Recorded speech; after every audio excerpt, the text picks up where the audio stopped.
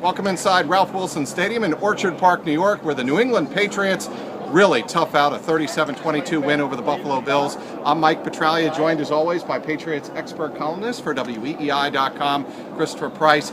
Chris, first of all, to win this game with the number of key players who went down to injury, we know that Gerard Mayo and Stephen Ridley leave with right knee injuries. Also, Dan Connolly, their starting left guard, had to leave with a head injury late in the first half.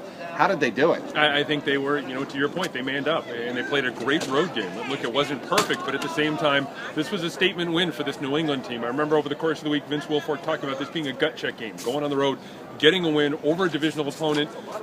They're not going to remind anyone of the 72 Dolphins, but at the same time, a win on the road in the division is always valuable, especially this time of year. No kidding. And the Mayo injury, I think, in some ways really hurts the Patriots long term, more than even perhaps the Stephen Ridley injury, because Bill Belichick said it to us in training camp. He's one of the heart and soul guys and true leaders of that defense. The other thing that's important to remember when you're talking about Mayo, his pain threshold is legendary in that locker room. So if it's the sort of injury that's going to get him carted off, chances are pretty good it's going to be some sort of long-term injury that this team's going to be forced to deal with. They're a little thin at the linebacker spot right now. They're probably more thin than they'd like to be.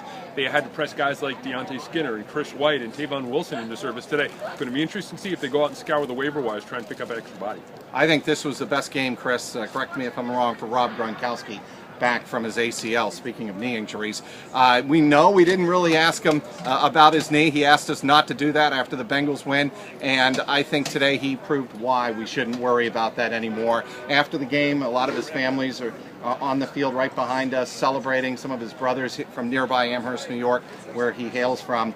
He met with them. Certainly he had a lot to celebrate after the kind of game he put forth. This was a classic Gronkowski game, a game straight out of 2011, 2012, right, where he was able to not only work as a blocker in the run game and contribute there as well, but really work as a huge target in the passing game. We talked to LaFell about it in the locker room, right? Just a few minutes ago, and he said a healthy Rob Gronkowski, we're a different team with a healthy Gronk, and I think it's going to be interesting to see how they continue to build on that. This was the first game. We saw flashes of it the last 2 weeks in the Kansas City game, the Cincinnati game. This was the first game to me where we saw the full Gronk, one that kind of hails from a year or two ago.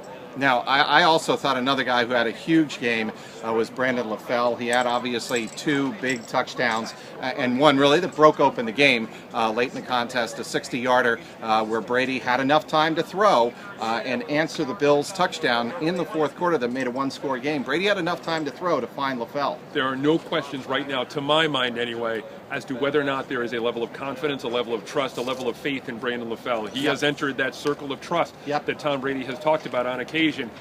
Throwing to him in big situations, in fourth quarter, being able to move the chains, being able to score key touchdowns, to be able to kind of blunt that momentum swing that is starting to kind of swing back in the Bills' direction. Those are big plays. Those are big plays for an offense. It's really interesting to watch his overall development. Again, though, it's clear that he has earned Brady's trust at this point. Another huge storyline coming in, and understandably so, was one number 51 for the Buffalo Bills, Brandon Spikes.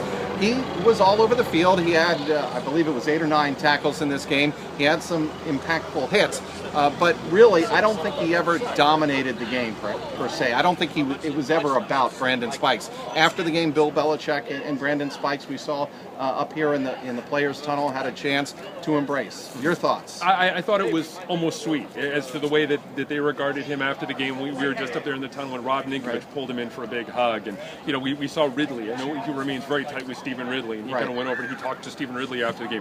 There's clearly still a level of affection in the New England locker room for Brandon Spikes. But yeah, to your point, I don't think that he was the overwhelming defensive force that we may have thought he might have been coming into this game. He pretty much looked like the same Brandon Spikes. He was a good run stopper on first and second down.